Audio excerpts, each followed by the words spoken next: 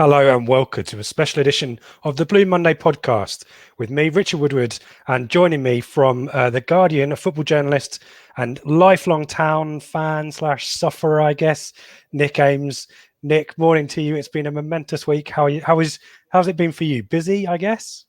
It's been pretty exhausting, I have to say. When I got the heads up on Wednesday that this was probably going to break within sort of 40, 45 minutes, so I already had quite a busy day on, and I was like, I'm so excited, but sort of not today, please. And then it happened, and obviously, from a fan personal perspective, and also from a professional one, you are buzzing at a story like that. So I very much join everyone else in sort of their mind wandering to how it's all going to pan out and what might be over the next few years. Yeah, so we'll have a bit of chat about that. Interesting to understand any chronology that you and any insights that you've got. Obviously, we were just saying that you could have had to put Ipswich Town down briefly. You cover Premier League, particularly Arsenal and London clubs, is it? So you were at Arsenal last night and Fulham later on. So we'll give you a little bit of time to digest the Ipswich Town news, and we're grateful for your time. I guess the first thing that I kind of wanted to throw onto the screen, and for those listening, Nick wrote an article for The Guardian. Was it December last year, 2020, wasn't it? Paul Lambert battles for Ipswich future at a ghost club in a rapid decline, and that chimed with the majority of the fan base. I assume you got lots of likes and retweets and interaction on Twitter. That must have been a hard thing to write. It was a hard thing to read, seeing that 13 years of I guess what we can call it now as chronic mismanagement, isn't it? As context for the takeover, your feelings kind of writing that article must have been really tough. Yeah, it was tough, and it was one of those. I think I said at the time where I have to pick my moments to write about a town, obviously, because it is a national platform, and we can't be covering the ins and outs every week. But I picked that particular moment because I personally had enough, and I could read the room and see that it was a bit of a tipping point that we'd reached for everybody, for everyone watching this, no doubt. So I wrote that piece just to sum up where the club was at, how it had got there, and also the fact, and I said this at the end of the piece, that it is a club with a lot going for it that maybe we don't shout about enough, and people in Ipswich don't shout about enough. I very much believe that, and that it could and should be better. So I wrote that at the time, and I was actually bowled over by, not only the response from Town fans when I looked at our internal figures at The Guardian of who read the piece, it was huge, and that's not because of anything I did. It is because Ipswich, and I find this whenever I write about a town, is a name people still want to know about. It's the name that resonates with people, especially if you're over 25, 30 anyway, and the figures were big. So that all made me think, okay, if a positive change can happen here at Town, there is a lot to work with. And, I don't, what do I want to get out of that article? I guess I wanted people more widely therapy to think. It was a bit of therapy, but also to make people more widely think about the situation that Town had found themselves in as well. And, it's easy to say with hindsight, a lot of things now, given that the takeovers happen, but maybe part of you is thinking, maybe an interested party is going to read this and think, oh yeah, this is a hell of a project. And as it was, that was totally unnecessary, because something was firmly in the works that absolutely none of us knew about. But there was a bit of catharsis. It had to be written. I think at the time somebody had to do it, and I could have gone in much harder, by the way, in certain places, I think. But yeah, looking back now, it's quite funny that piece went out, and 4 months later, we're sat here having this conversation. Yeah, I mean, it was almost like a prospectus, Nick, because you're right. You've done the light and the shades, because the light is talking about the history, the size of the stadium, the size of the catchment area, the academy, and clearly those were the things that perhaps swayed the folks at Game Changer Limited, Game Changer 20 Limited, to use their full name, and those are things that they've talked about subsequently as well. So, just to dwell on Marcus Evans briefly, it may be a bit of therapy and catharticness, if that's the word, to look back on that one. I mean, your article, to go on to the dark, we spoke to Jim White a few months ago. He did a similar article, and when someone like Jim, who's he's been in your industry for a few decades now, hasn't he? And is quite a voice of authority and hasn't got any skin in the game when it comes to Ipswich. When he's saying similar things as well, that makes people stand up and take notice. How would you sum up the Marcus Evans era? Because it started with I've always said it started with good intentions, and perhaps the reality dawned, and the task at hand was probably just too big for him, wasn't it? I think you pretty well summed it up there. Honestly, I'm not gonna go down the road of personally criticizing Evans. I think his intentions were good. I think they still are good. And I think ultimately now one way that I might judge him is in the hands that he's chosen to leave the club in for the future, which he has made quite a big deal of saying is a painstaking process for him. I gather he's had at least 40 approaches for the club in his town, and he's chosen this one. So, and trusted it enough to keep a 5% share himself. So, if he's chosen the right custodianship, then that will be a redeeming feature from whatever happened before. I think overall it's been a massive disappointment. Town has become, hopefully will no longer be a shell of a club without the right infrastructure to compete, certainly top half championship or higher. It was, and I think Stuart Watson has said this phrase many times, death by 1,000 cuts. I think Evans, could only put a certain amount of money in, which he did out of his own pocket and kept the club afloat in many ways. But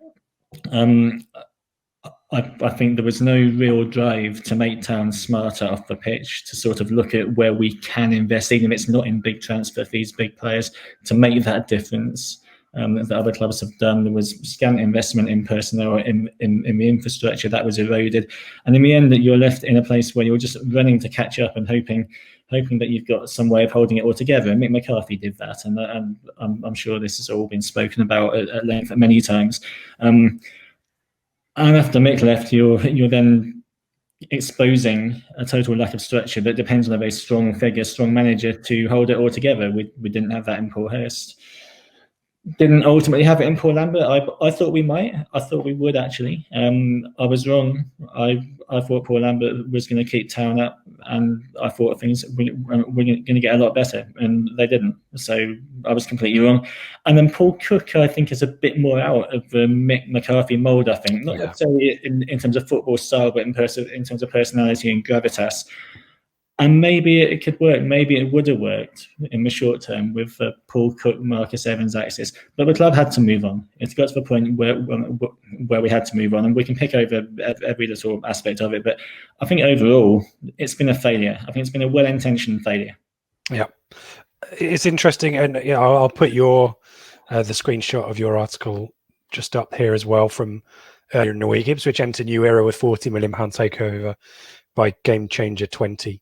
And you've mentioned Derby there as well, and interesting to get your take on other transactions and how this one might compare. When did you first become aware of this? Was it a similar time to everyone else, kind of in kind of mid to late February, wasn't it? It started. You didn't get any early inklings from anywhere else. Very, very similar timing.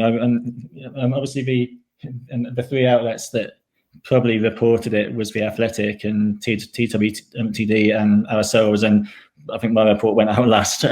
So I had a good indication that week from someone who I trust and who should know that it had got to an advanced stage, a very advanced stage.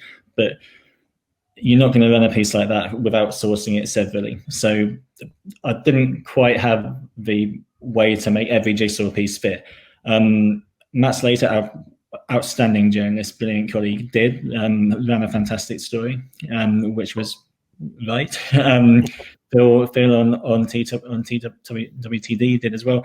And over that weekend, I asked a lot of questions and managed to work out for myself that, okay, this had got to a very late stage. It was probably with the EFL for ratification on their table. And I was confident enough by that Monday morning that I knew it was probably going to happen.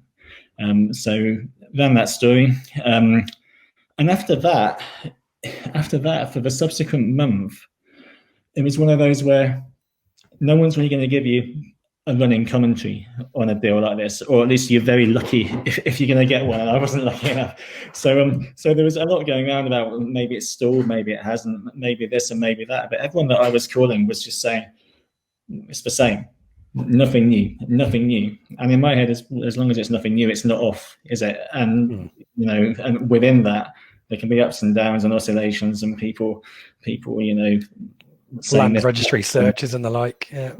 Exactly. So I was always fairly confident that as long as no one told me it was off, it was on. And then obviously there was a lot of speculation over the weekend, which largely came from message board forums and the like. And I probably only got the heads up that, which made me think, oh, hang on a minute, about 45, 50 minutes before it happened on Wednesday. And then by that time, I wasn't at all surprised to see the announcement at 11. But I'd be lying if I said there was some drip running commentary of information coming between when I first was confident it was going to happen and when it broke. You're basically sitting tight and hoping no one tells you it's off. We kind of, before we started recording, we kind of speculated what the situation was in February, because it was kind of a big bang kind of moment, rather than, you know, the drip feed, as you say. It suddenly was, there's this takeover, it's looking like to happen. There was a little bit of the hiatus. Did you find that a little bit strange? That, you know, you mentioned Matt Slater, you know, it was all kind of, it went from 0 to 100 pretty quick, didn't it? And then obviously the cooling off bit. We can only speculate as to why that might be, but was that a negotiation tactic partly perhaps on one side of the table, or was it, I mean, we know now that it's been 14 months in the works, so perhaps someone went a little bit early. Any thoughts on what that might be? Obviously, don't feel free to put your hands, your flag to the mast if you don't want to. Maybe, I mean, that there'll be an element of speculation. I know that the game changer side of it were concerned about stuff getting out, because I think if too much did, there was, you know, Marcus Evans, as Mike O'Leary said in the press conference a couple of days ago, is a very wealthy man and could just walk away if he feels he's not being treated correctly in a deal and it's not being treated with the respect required and that kind of thing. So I think there was a lot of caution on that side, and it might be, and I don't know, that, you know, that on Marcus's side, he wasn't that happy when bits started dripping out a month or so ago. I don't know. I also know that the ratification process from the EFL is a very variable feast, and I was told, again, by people close to the situation a month or so ago, you know, this could take days or it could take several weeks or a couple of months, partly because of the COVID situation. And as we know, in every part of life at the moment, everything is that bit more fiddly and takes a bit longer. So there could also have been an element of that, where something that should have taken a fortnight took a month. I'm mainly speculating, to be honest. I think we all are. Very few people maybe have got a seat around the table and know the truth on that one. So moving on to Game Changer 20 Limited and ORG. What's your stance on pension funds owning football clubs or owning majority stakes in football clubs? Does it increase the pressure to succeed? Does it increase the likelihood of, you know, what's the word I'm looking for? I guess it puts a lot of pressure on the success, doesn't it? I can't say any better than that. You know, are the outcome for ORG and Game Changer 20 Limited is Ipswich gets promoted twice and is stable in the Premier League and is then a saleable commodity to someone else with maybe deeper pockets. Does that worry you as compared to Marcus Evans or not? Well, I guess firstly to any firemen in Arizona who are watching, we've got this, right? We've got it covered. Don't worry. We're all in the same boat, in a way. Does it? I mean, it's definitely something that when you hear, it doesn't. It rings an alarm bell or two, but when you look into it, I think, and I'm no pensions funds expert, but I think pension funds mainly invest in a fairly low risk way, and then maybe in the remaining chunk go for a bit of high risk stuff that, you know, if it does well, it could totally blow, as Town could if they got from League One to the top flight. And if it doesn't do so well, then it's probably not going to make too much of a dent. That's how I understand it anyway. I don't have the impression, and again, this is from my fag packet knowledge of pension funds, I don't necessarily think these things are put in place just for a quick 2 or 3 years. I think they can and often are longer term than that. So I don't really think there's a risk of a sort of 2 or 3 year timeline of sort of get up or get out kind of thing from these guys. I can understand why there is a few raised eyebrows behind it, and it's a bit of a leap into the unknown for everybody. And obviously, at the end of the day, for all that we can talk about Brett Johnson and Game Changer and that kind of thing, we're kind of at the behest of Ed Schwartz and ORG and what they want to keep doing. And Ed Schwartz is someone I'm pretty sure we're not going to see or hear that much of. So there will be that looming, especially for as long as Town are flapping around in League One or even lower half Championship. That is inescapable. You sort of have to take it on trust, don't you? And it goes back for me to the fact that Marcus has had these 40 approaches before, and he's chosen this one and chosen to stay closely involved. And I just don't think, for all the mistakes that have been made in the Evans tenure, that he would be picking someone. And I don't think the EFL would be ratifying someone or some entity that was going to crash and burn Town in 5, 6, 7 years. How much money they're willing to put in, we'll just have to see. I get the impression that if things go well quite quickly, a lot of money could be put in, and it could be a very exciting time. I really think that. I think if Town were to get up to the Championship in the next year, let's say, I don't think it's going to happen this year, and then start challenging, I think it could be hold on to your hats time, honestly. And that was what Marcus Evans was hoping when he came in Jim Magilton, and then Roy Keane got quite a lot of transfer kitty that slowly was whittled away, wasn't it? And if you do break that kind of glass ceiling to the Premier League, then the riches are there, isn't it? Even in respect to parachute money, as Norwich City know all about. So yeah, it does feel that there's a few hurdles to get over, but if I'm ORG or Ed Schwartz, I'm kind of thinking, yeah, there's a big opportunity here. They do have deeper pockets or deeper potential resources than Marcus Evans ever had. I think that's fair to say. And it will be about how they choose to deploy them and how maybe over the first few years they perceive the return they're getting. But I mean, in terms of risk versus reward for them, I'm not convinced the risk is that big. Even when you look at the losses Town make, when you look at the size of a pension fund, it runs into billions and billions. But the reward, getting Town up from where they are now, is potentially absolutely huge. So from their perspective, I kind of get it.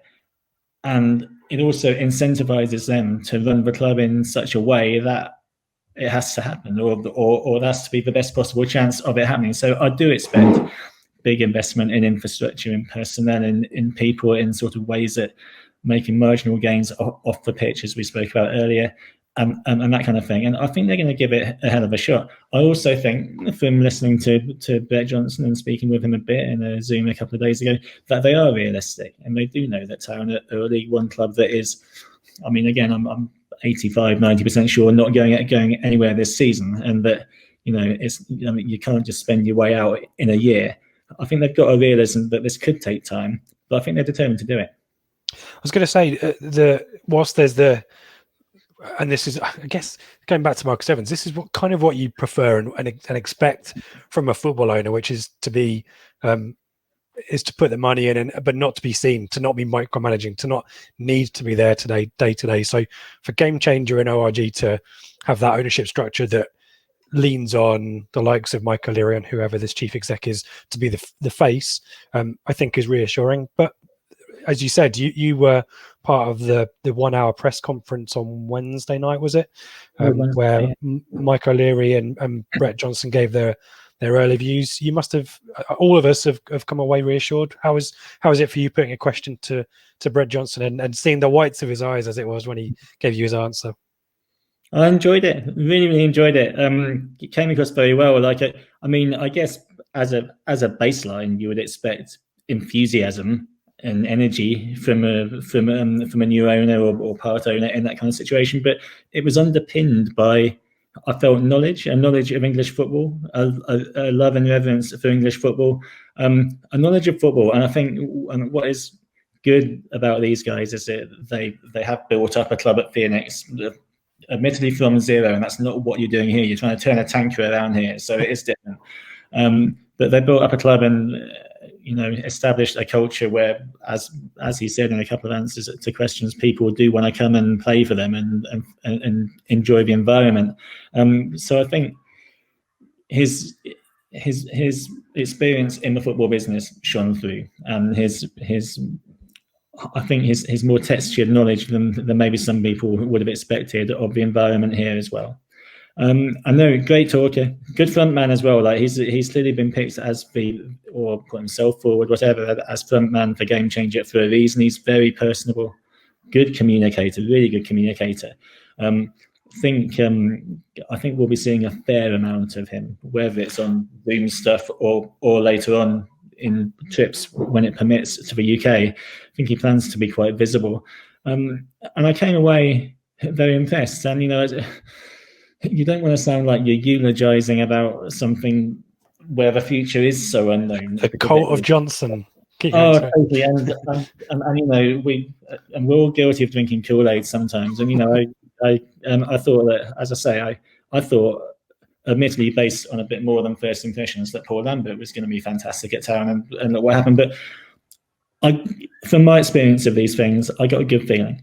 I don't think these guys are coming in on zero knowledge. I don't think their chances. I don't think they woke up one day and thought, I want to work in an English football club. I think they thought about this. I think they've got a good network, good connections, good knowledge, good vision, good idea of how they want to do it. And I came away reassured and enthusiastic. And it sounds like there's a team there. Whilst Brett Johnson might be the face of at least the American arm of Game Changer, and there's Berke Bakke, is it, and is it Mark Detmer as well? Yeah, they appear to have a really important contribution made to Phoenix Rising as well, and Tucson as well. So that'll be interesting knowledge. And let's be honest, Ipswich's Marcus Evans' ability to sweat our assets for revenue. There was chat, every now and then of, let's sponsor the stadium. And I know folks will put people off, but there's more to getting the most out of the stadium than sticking a sponsor's logo on it. And Brett Johnson, it's been pretty clear before when he was speaking about Phoenix how important the stadium is to the community and using it on non-match days. And so I think that would be a great start as well. And what was your thoughts on Mike O'Leary? I think kind of understated, but very knowledgeable, clearly in control of things as well. I was quite impressed with him too.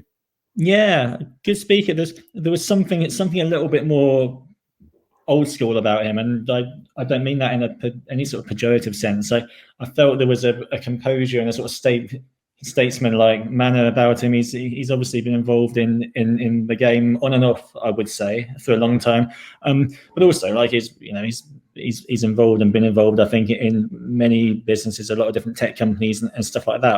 I don't think he's a man out of time or anything like that. I thought he came across well. He's clearly not going to be doing the sort of nuts and bolts on the ground every day. Someone's going to come in and do that. I think as a conduit for everything in a sort of non-exec role, linking together the US side and whoever is chief exec and whatever else needs going on. I think he came across well, talked well, seemed to know a lot about the club, had a few good stories about watching the FA Cup semi-final in 1978 as a package. He was able to reel out a lot of the Town side, seemed to have a genuine appreciation for Town. Had a good record, I think, at West Brom. I've not delved intricately into it, but people tell me he was liked and respected, and certainly helped to push them where they are now.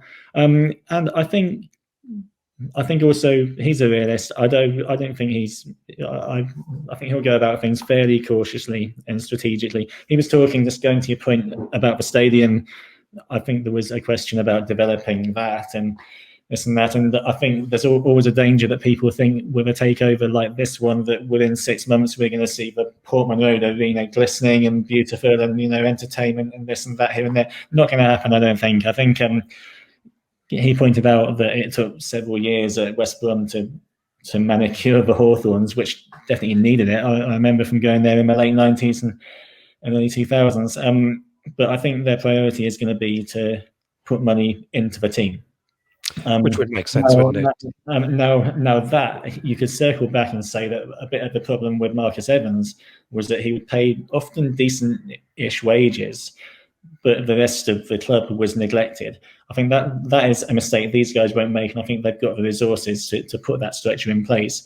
But it was quite clear that for the moment, the priority is a competitive team that can get up, and then maybe I don't want to say cosmetics, but the surrounding stuff will be sort of second in the queue.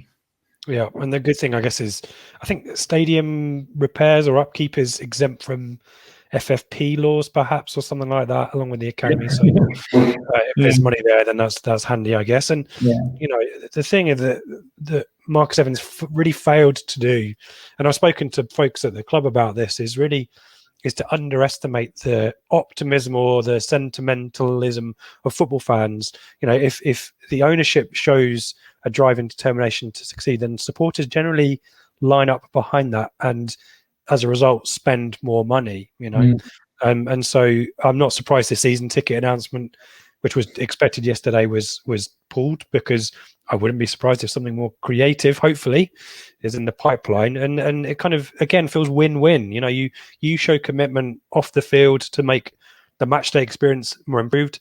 More people, more families, more kids will want to go. It just seems that Marcus Evans really didn't get that, and hopefully these guys will.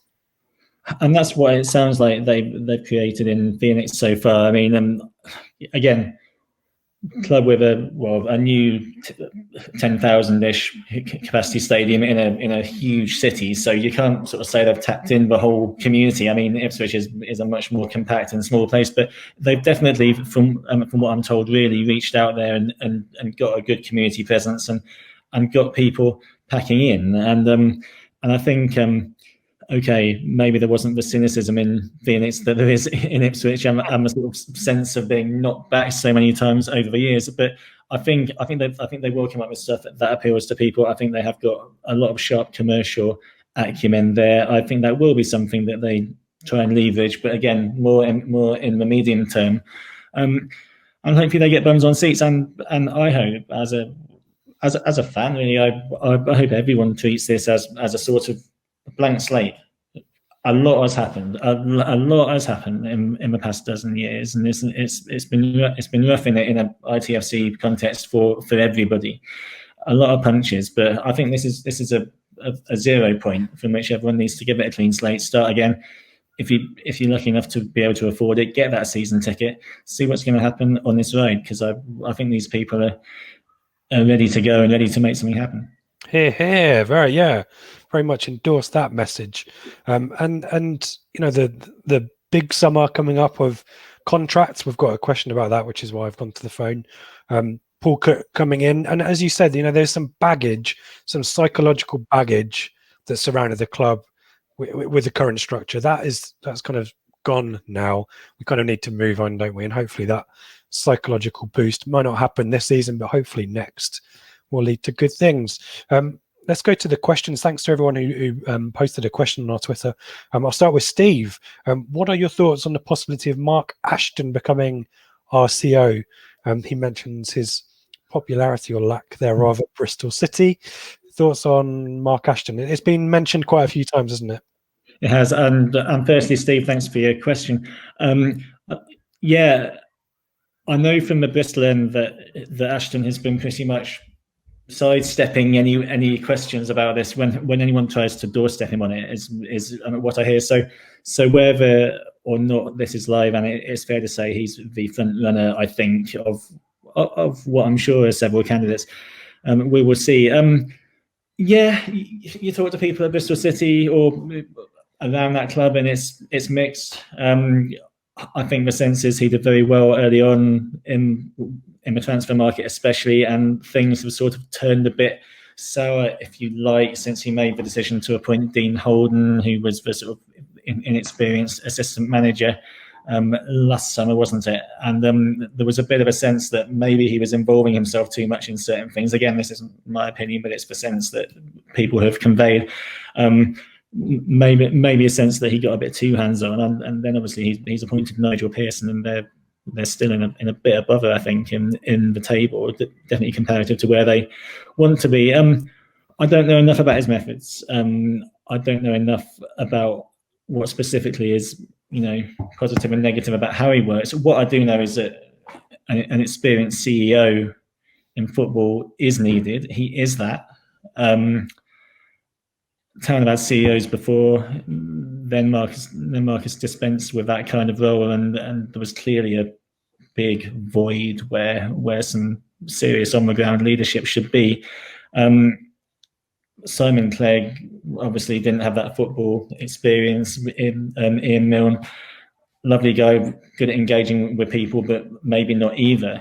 So someone who's got that clout and gravitas of having worked for a club like Bristol City, which is a big club, and other clubs before, could do well in the right structure. I would say, without commenting on Ashton specifically, somebody of that profile, somebody with that kind of experience, whether or not it's him, is definitely required to push this project forward. And I'm very glad that it seems to be an absolute priority of the owners, and I think they expect to get something with somebody tied up pretty soon. Maybe Stuart Webber fancies a new project. Who knows? Kate Riley, who is familiar to you, I'm sure. How much of a clear out does Nick think will happen over the summer? Not specifically of anything, not players or no one else has mentioned. How much of a clear out is there going to be, Nick? Yeah, thanks for your question, Kate. Clear out. Look, I mean, I've been saying this for a few weeks, and I think many people have. There's got to be a massive exodus. I think there has to be, because of the number of players out of contract. If I'm being really harsh, I'll probably only keep 3 or 4 of them. Now that's not realistic. I'm sure we'll see a few more staying, but I think Andre Dezell could still thrive in the right environment. I think Flynn Downs would still thrive in the right environment. Teddy Bishop, if you got him in a position on the pitch where that was his role and that was it, would thrive in the right environment. Kane Vincent-Young, if fit, would thrive as well. That apart, I don't feel too sentimental, and it's not a personal thing, because and again, from what you hear coming out, and I'm not there on a daily, weekly, or even monthly basis, but from what you hear, it's a decent set of guys. But I just think there's been a cloud hanging over the place for so long, now an expectation that things are going to go wrong or not quite be up to the mark, or that we can't keep up with others, and that failure is almost pre-written. That it does become a mental aspect in people. It would for you, it would for me, it would in any job or in any aspect of your life. So I just think a bit of a purge, a bit of a flushing out is needed, except for 4 or 5 key bodies. I'm sure it will happen. You can listen to Paul Cook, and he doesn't he? Paul Cook, who often says, "I don't want to say anything about this," and then kind of says it.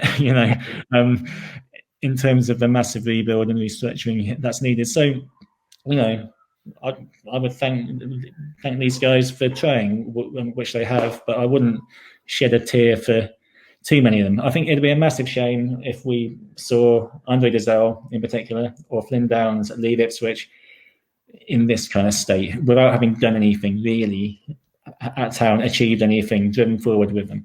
Those are the 2 that I'd hang my hat on. I'd give Luke Chambers some kind of role. I know he's for some reason still a bit divisive among some people, but in terms of captain material, loving the club, knowing the club, you do need these people. You can't just take over a club and get rid of everyone who knows it and is part of the furniture, and I don't think they'll make that mistake. So hopefully that there's a role for Chambers somewhere, even if it's not at right back or even centre back. He'd be great in an ambassadorial role, kind of like Simon Milton did, and then he grew into more and more kind of senior roles in the club. Apologies I might need to listen to this back. I don't know if I called Kate O'Reilly or Kate Riley. If I did say O'Reilly, I apologise, Kate. It's only because Jonathan Cook's next question is, how confident are we that Mike O'Leary? And I might have just merged those 2 names together. So apologies if I did do that. I'm struggling mentally, Nick. I'm all over the place. How confident are we that Mike O'Leary will find a top CEO? Surely a critical aspect of future success. Again, Jonathan, thank you for the question. He seems confident. Talking to him the other day, it seems like he knows what he wants to do, and an appointment will be down the track. He said there were candidates plural. Now, again, we don't know if Mark Ashton is a done deal or not, but I'm sure he is among them. Again, O'Leary's got a lot of contacts in football, been around a long time. I'm sure he'll recruit someone who he thinks has got the right experience and profile. And again, we are talking gravitas and also ability to be a front man and communicate on behalf of the club, even in boardrooms and directors' boxes and stuff, which is very important, I think. And I think a bit of that maybe rapport with other clubs has maybe drifted away from Town in recent years. So you need somebody who, as well as having the business knowledge, can sort of get along with people. I think hopefully he is aware that these are the things Town need. And I mean, from listening to him the other day, I was quite confident that he knows what he wants to do. And I think I don't think it'll be too long before they unveil something. Great. Just a little bit of flip side from Kate's question from Peckham Blue. Do you think we can expect to see an upturn in performance from the players now this is all confirmed? Or have they down tools knowing they're unlikely not to be here next season? I'm always a little bit.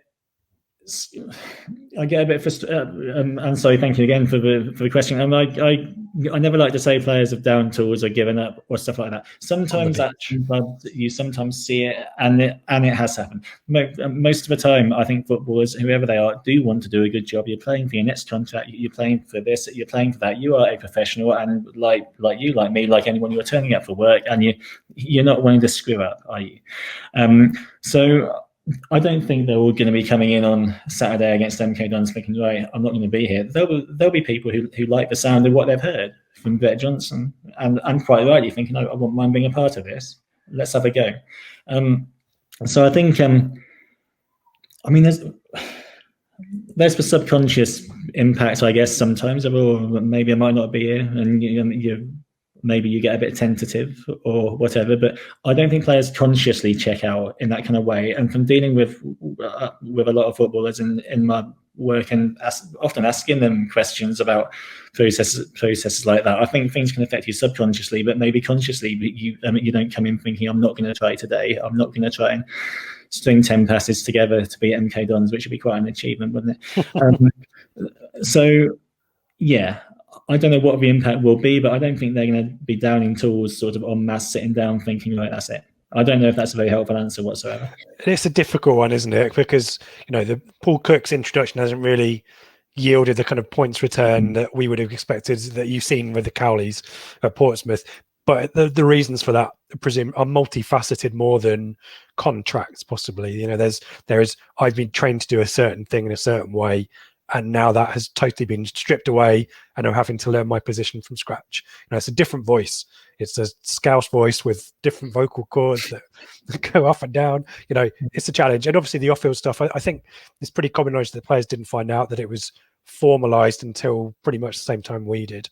So, what we don't want is MK Dons to be a damp squib. Hopefully there'll be something to build on there, but playoffs probably seems a bit of a stretch.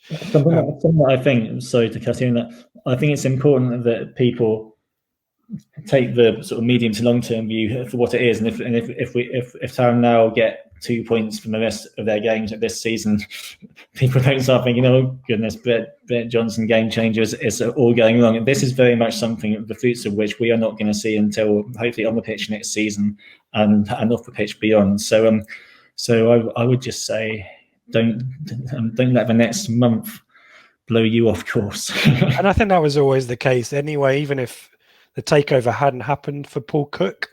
I think there's a lot of people quite quick to, quite rightly, quite fairly, to ask what has changed or what has improved, because it's very difficult to see much. But yeah, you're right. It's the idea that fundamental problems are solved overnight, even with the playing staff.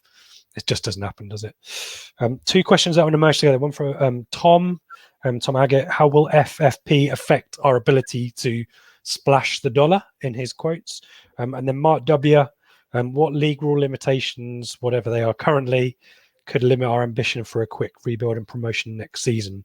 I mean, it's given we'd practically need a whole new first 11. Not that I think transfer fees are particularly important this summer, as we keep saying in League One, with the number of contracts expired. But any kind of legal limitations, squad limits that EFL and the PFA have been debating that might stifle our ability to succeed?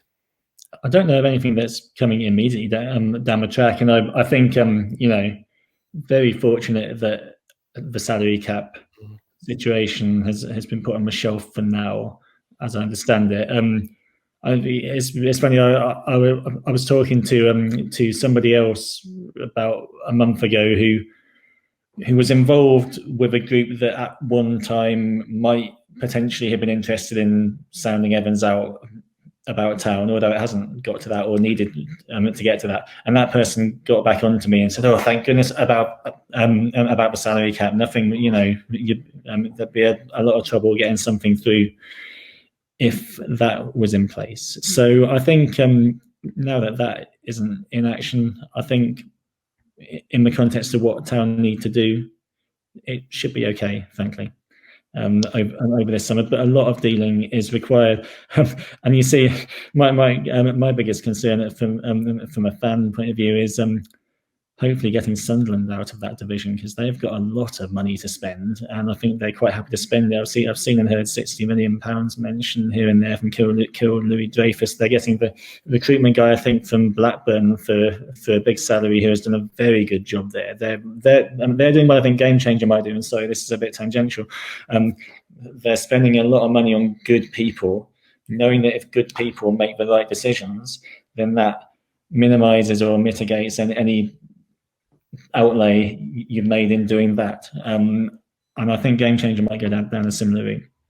Fingers crossed. Final question from Jason.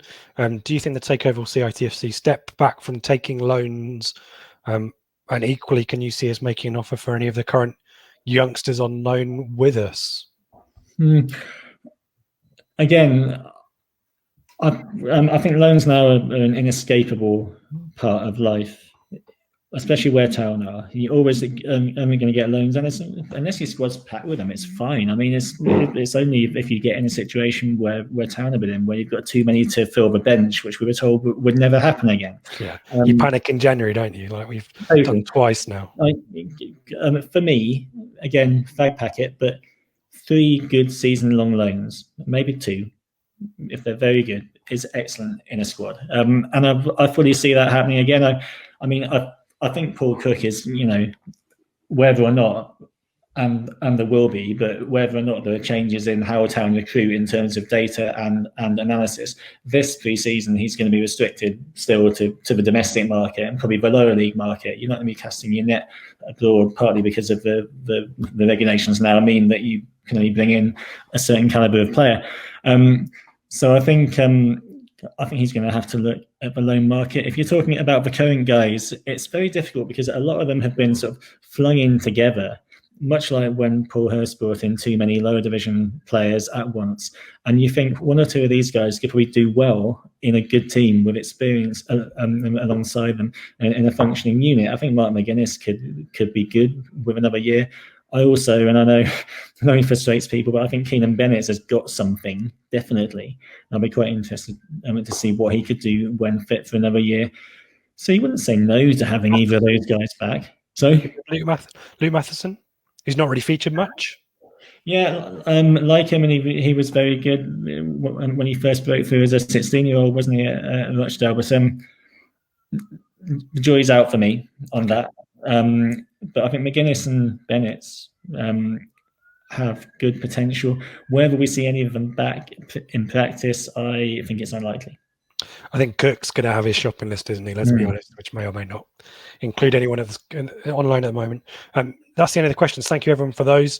Nick, thank you for answering them and your insights and your positivity to the future. Looking to the immediate future, can I put you on the rack for a prediction for MK Dons on Saturday? 1-1. MK are a bit of a mixed bag, aren't they? We saw they got beaten quite comfortably by Crewe the other week, but they're the kind of team that Town don't do that well against. They keep the ball. I think they got the third best passing stats in Europe, or something ridiculous like that. Russell Martin, really good young manager. He'd love to beat us as well, wouldn't he? Yeah, he would, and got them very definite structure there. They play in a way that actually I haven't seen too often at this level with some of the interplays they do, and I think they'll make it very tough. And I think it's a game that Town need to win, and if they win, suddenly you're thinking, hold on, but just can't quite see it, I'm afraid. I don't think they'll have enough of the ball, and Town are not a very efficient team, but I think a point is possible. Yeah, I'm just hot off the press while we're recording. This is Friday. It seems like the rumours about Mark Ashton are only increasing. So we'll have to see how that. What you've already given a kind of a bit of a take on him. We obviously don't know too much there, but that's obviously news that might, as the day goes on and when this comes out, it might have developed a bit more. That does not surprise me at all. So we shall see how that goes. Thanks, Nick. Where can we find you on Twitter and all that? Oh yeah, no, I'm on Twitter, Nick Ames 82. You can find me on there. And this weekend, we said you're covering Fulham Wolves. Yeah, I'm at Fulham Wolves tonight. I'm at Brighton on Monday. Emirates last night, and I can tell you that covering Arsenal is just as frustrating as supporting Ipswich. So yeah, highly caffeinated this morning, and hopefully get a peek of the iFollow tomorrow afternoon. Although I might need a bit of a break at some point. Have a bit of a break, yeah. I think 1-1 is a good prediction. It's not. I don't think it's going to be a 5-5, but we'll see. Nick, thanks again. We'll do just a couple of quick plugs. Obviously, we've got our we're sponsored for the rest of the season by our friends at Favourite Chicken. If you're into chicken, these are options in London for you. Though I think the discount that we've got, which is BM20, if you enter the code at the checkout, gets you 20% off orders over £10. Give that a look. If you're interested in Terrace Life and their merchandise, we've got a referral link where you can buy stuff. I think they've got a US flag with Ipswich Town badges as the stars, which is as a mug. So why not treat yourself to one of those? You can find us at Blue Monday ITFC. You can find me at Ipswich. Ben is back for the flagship show on the weekend, and I think he's been joined by Dave and Seb, and that's it. Nick, I will let you, if you want, have the final word. You can give us a kind of a rallying cry for the summer and season to come. I just echo what I said earlier, really, which is that first impressions of these guys are very positive. I think the only way for everyone involved with Ipswich now to make this work is to be on the same page, to treat it as a brand new start, as hack or cliche as that might seem, a blank piece of paper, a new start, one where we maybe park our past disappointment and the weight of frustration that's piled on, and just get behind it. And like I said, if you do have the resources to get a season ticket or do something like that, try and do it, and let's all start and see where this goes, because I think these guys have got a good plan. Thanks for watching or listening to the Blue Monday podcast. And thanks to those of you who have kindly supported the channel via Acast or YouTube donations. You can follow us at the usual places on social media, and don't forget to subscribe so that you get our new shows first.